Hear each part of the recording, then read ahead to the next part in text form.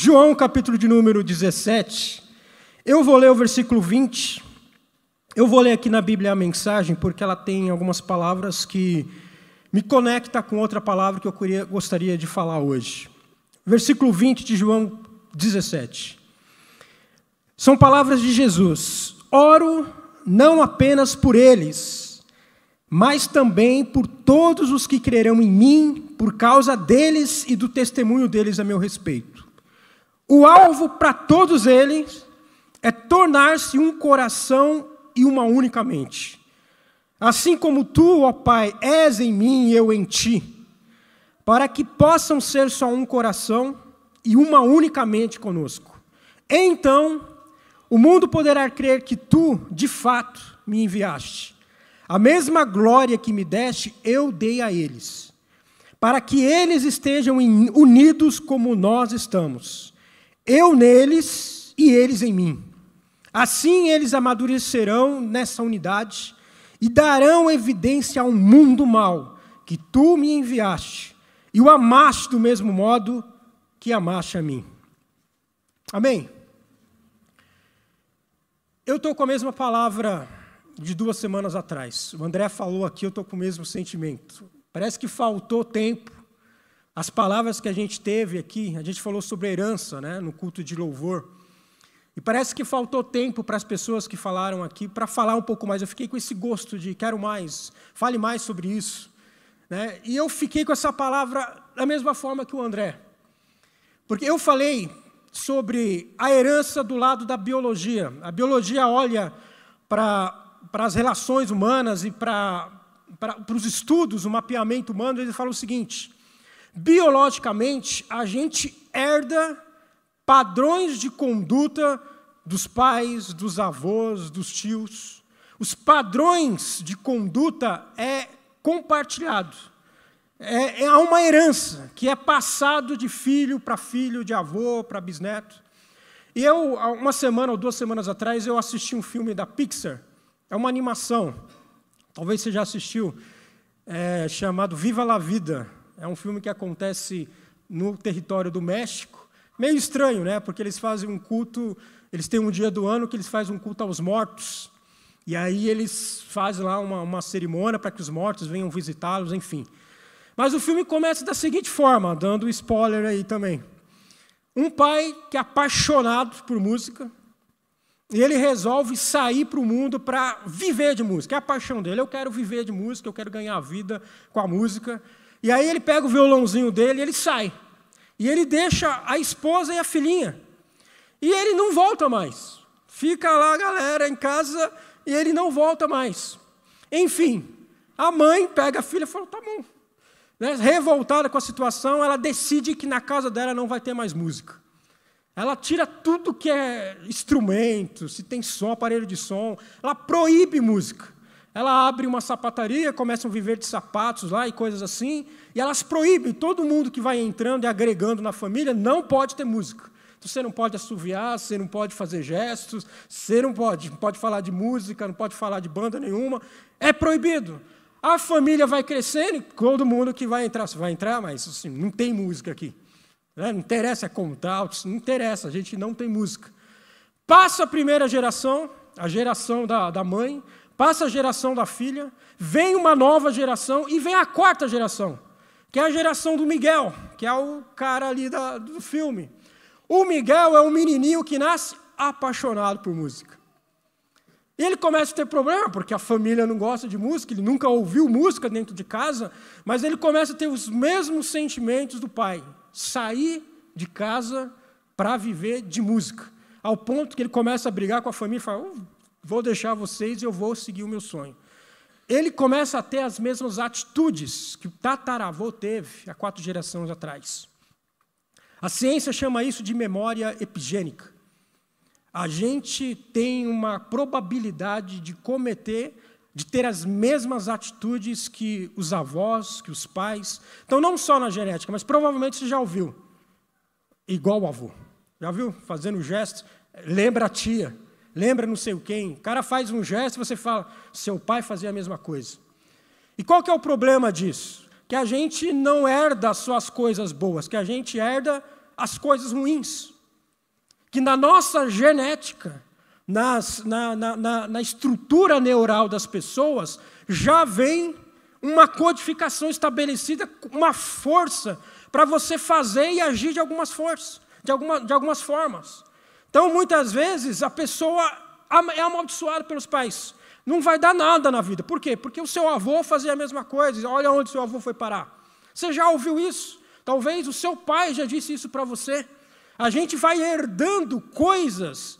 Então, a gente já nasce com uma predisposição para errar.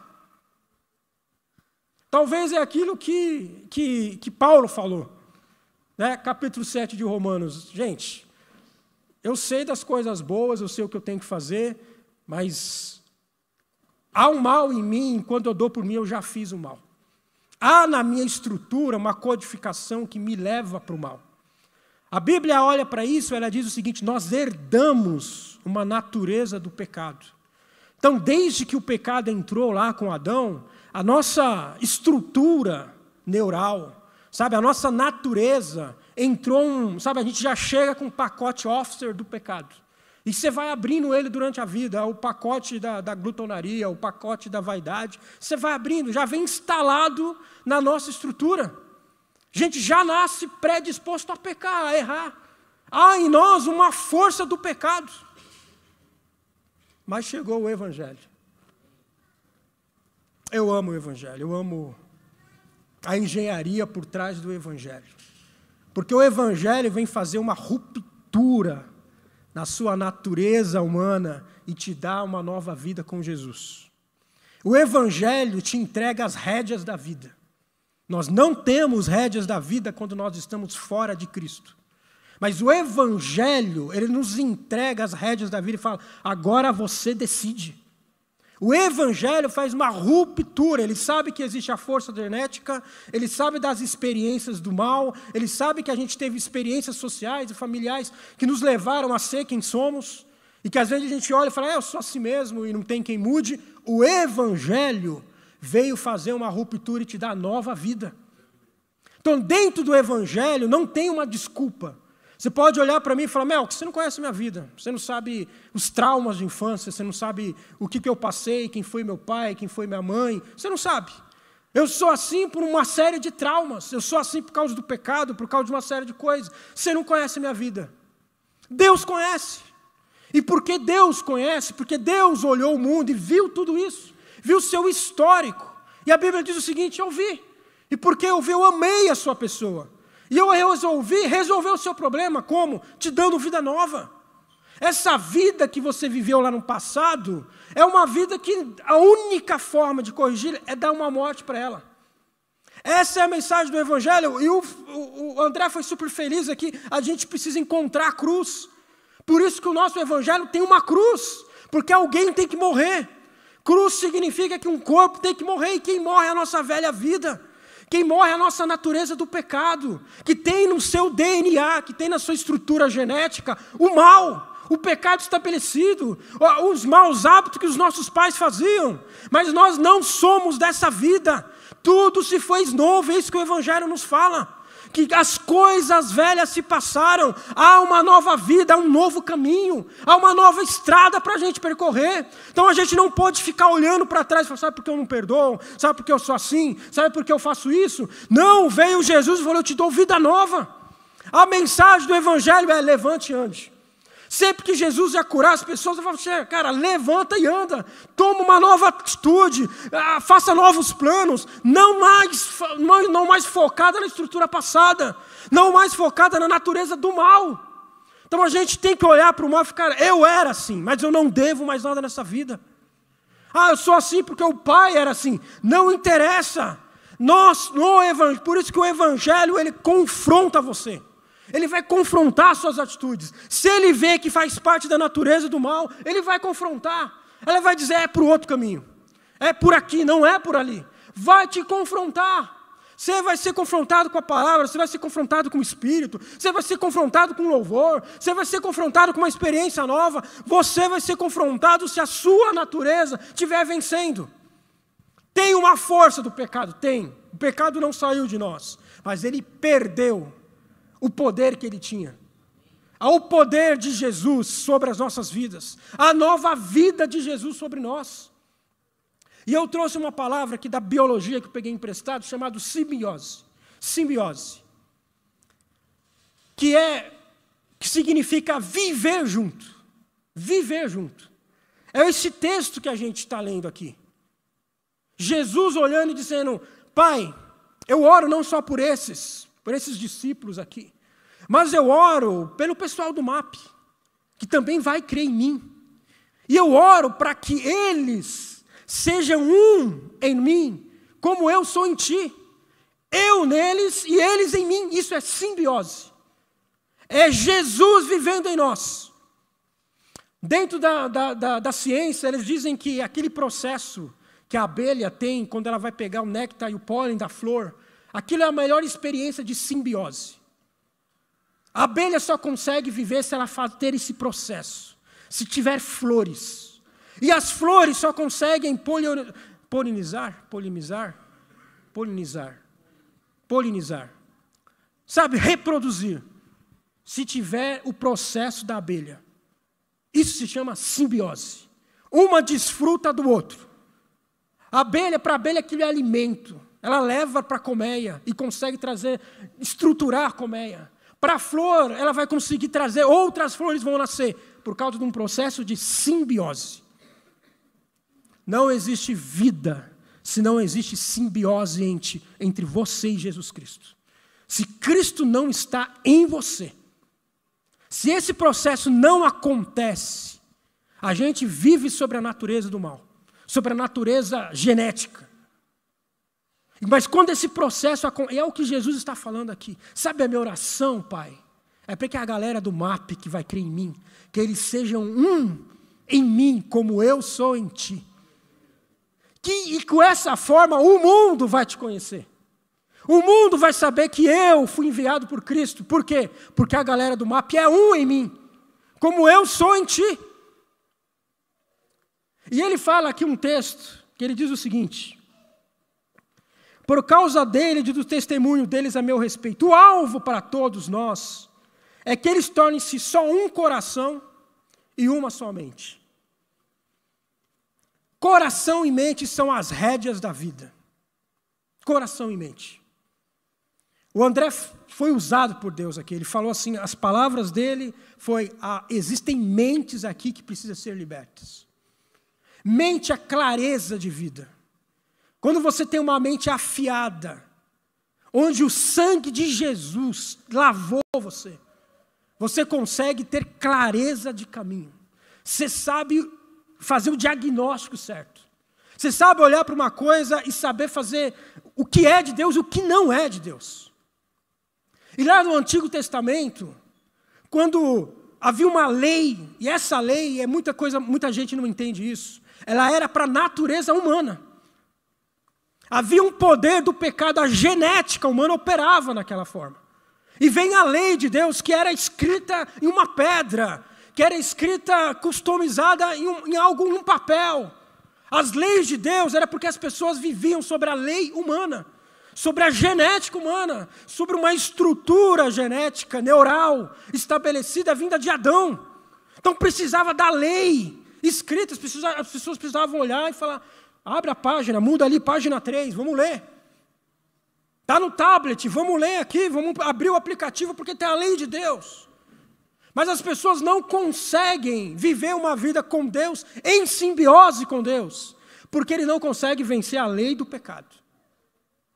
Mas vem o Evangelho, e Deus fala isso em Jeremias, e Hebreus ele vai falar a mesma coisa. Jeremias, quando ele vê o povo sendo destruído, Deus diz para Jeremias, Jeremias, vai ter o dia em que minha lei vai estar estabelecida na mente e no coração das pessoas. E olha só, esse texto de Hebreus é incrível, porque ele diz assim, não vão precisar de escola para ensinar sobre Deus. Não vão precisar de uma igreja para você entrar lá e começar a explicar sobre Deus, porque eles conhecerão a mim. Porque eu estou na mente e eu estou no coração.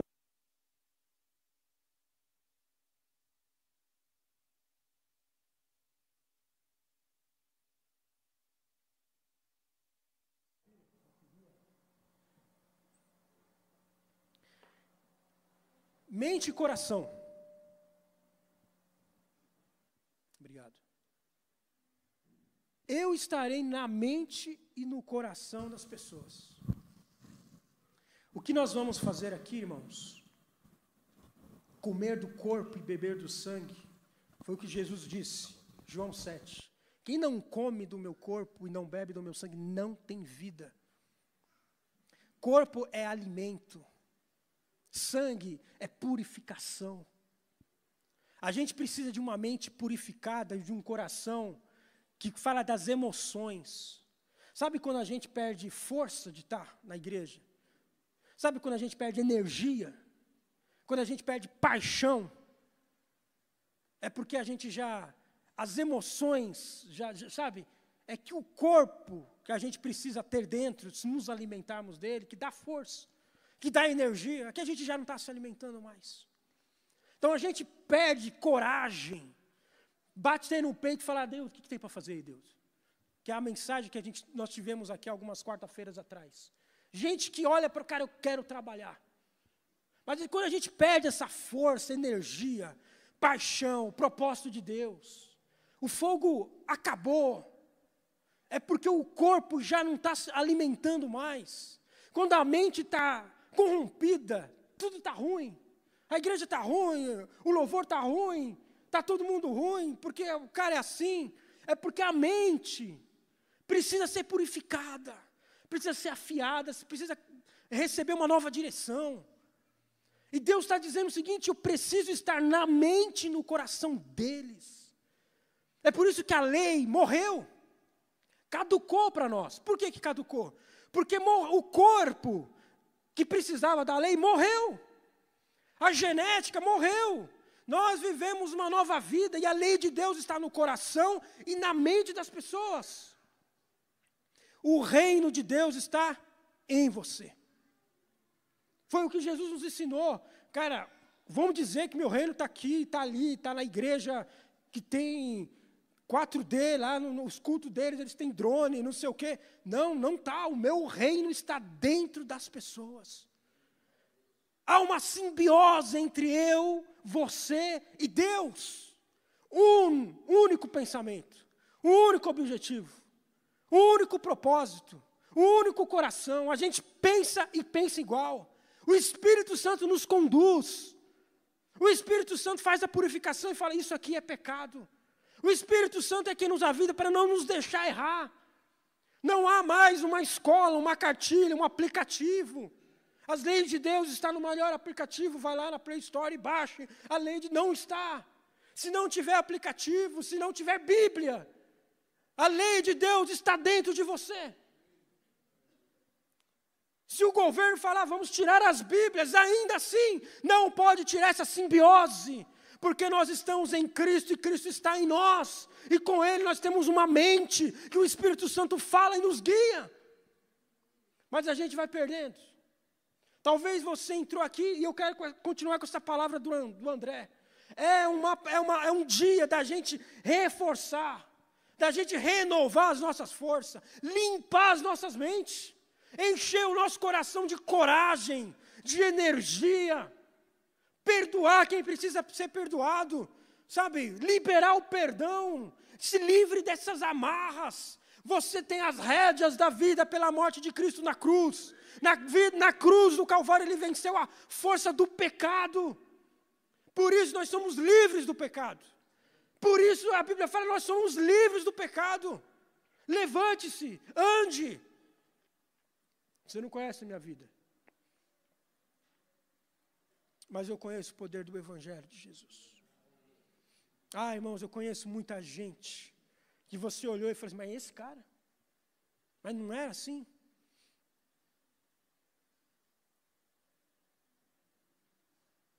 Eu oro, Senhor, essa é a oração de Jesus. Para aqueles que vão crer em mim. Quantos aqui creem em Jesus?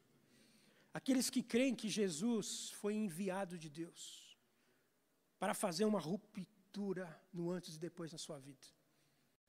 Não é mais sobre as palavras de maldição que você recebeu. Não é mais sobre o que o pai falou, que a mãe falou, que o avô falou.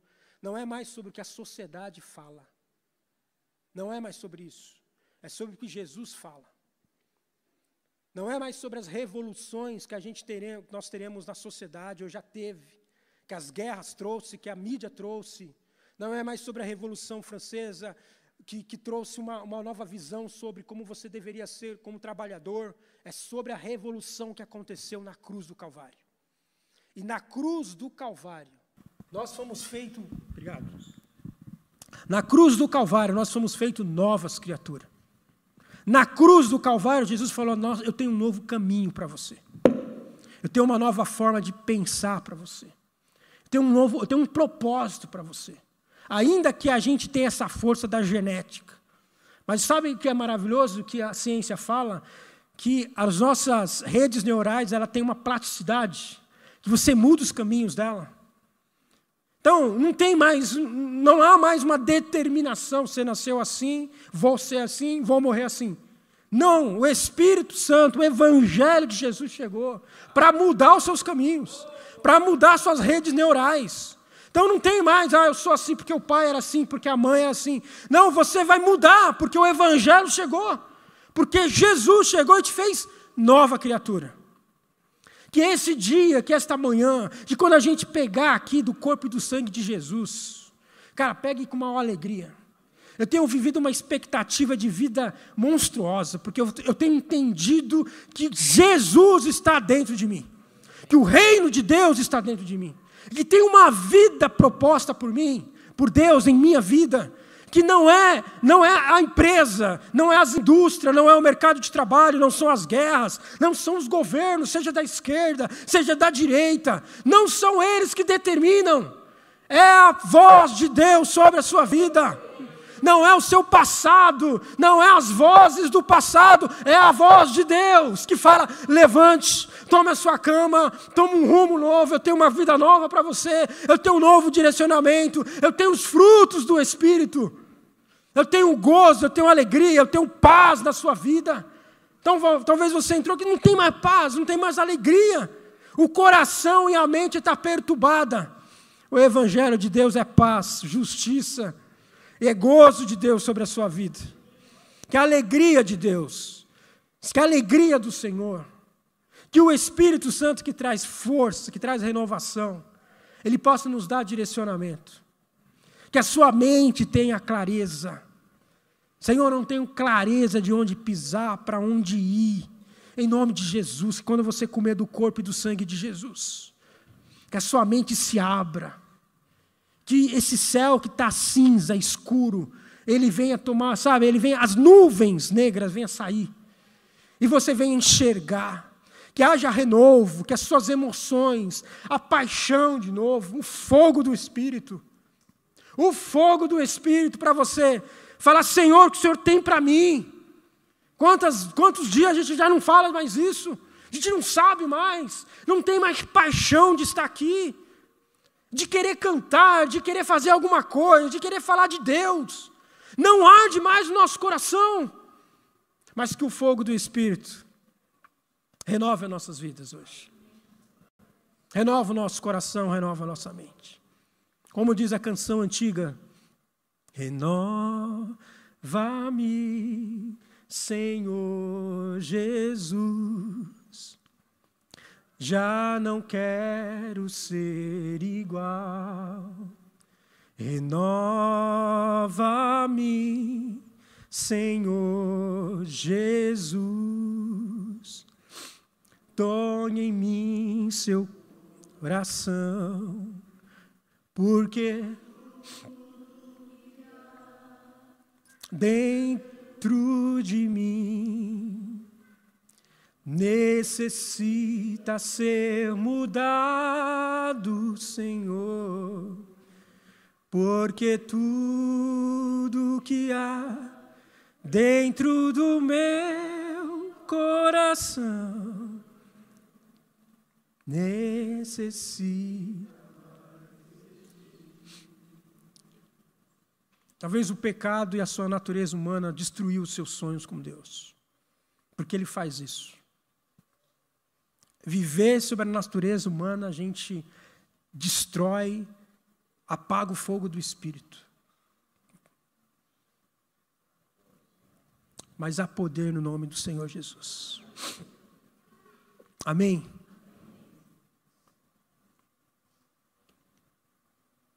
O Senhor te visite hoje em nome de Jesus. O sangue de Jesus, ele purifica os nossos pecados.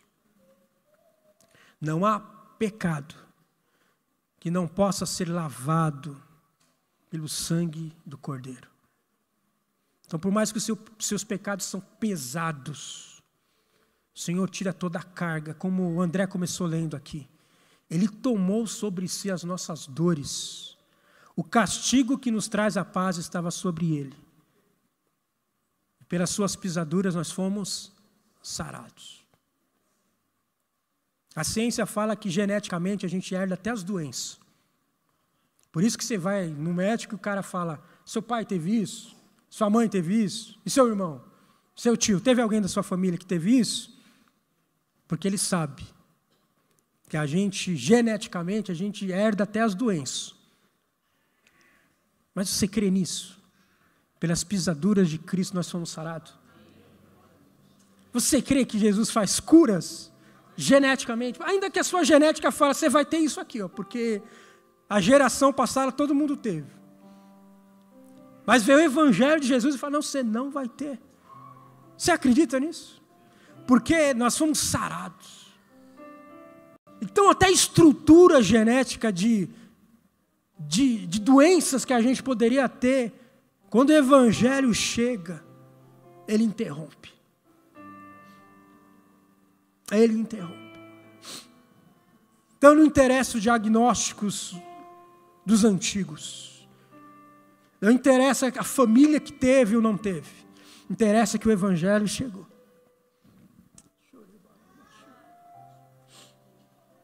Interessa que o Evangelho de Jesus chegou. E que o sangue de Jesus, que nos limpa de todo pecado, também às vezes ele traz cura. A família toda teve depressão, mas o Evangelho chegou. Ah, mas todo mundo, o tio teve câncer, a mãe morreu de câncer, mas o Evangelho de Deus chegou.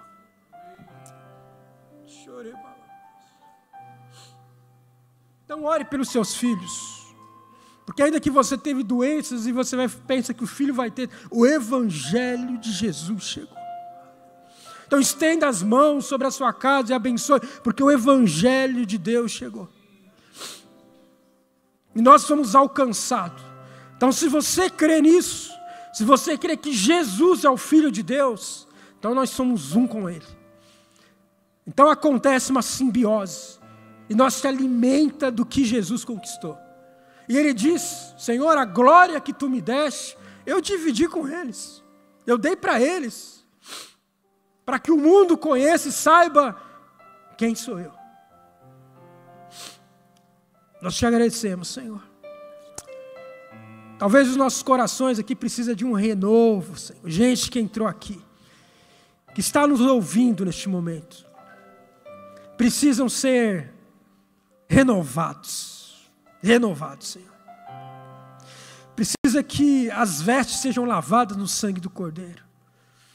Que essa mente cauterizada pelo pecado, pela natureza, pela genética, pela força do mal. Mas o Teu sangue nos limpa de todo o pecado. O Evangelho chegou e nós cremos. O Evangelho chegou aqui no MAP, Senhor. O Evangelho chegou nessas famílias. O Evangelho chegou na nossa casa, Senhor. Para fazer uma ruptura, para nos dar as rédeas da vida. Responsabilidade de tomar decisões sábias. De tomar decisões sábias nas nossas finanças. De tomar decisões sábias na nossa vida profissional, de tomar decisões sábias no tipo de escola que nós vamos estudar, onde nós vamos. O Evangelho chegou, e nós pertencemos a Ti, nós somos um contigo. Nosso coração e a nossa mente pensa como Deus pensa. A gente pensa e o nosso coração sente as mesmas dores que Deus está sentindo. Nós sentimos a mesma paixão que Deus sente. Nós sentimos o mesmo fogo que ardeu em Jesus pelas nossas vidas. Esse fogo vem arder em nós novamente. Traz o Teu fogo, Senhor, nos corações, nas emoções, e fortalece em nome de Jesus. Em nome de Jesus. Em nome de Jesus. O Evangelho nos alcançou.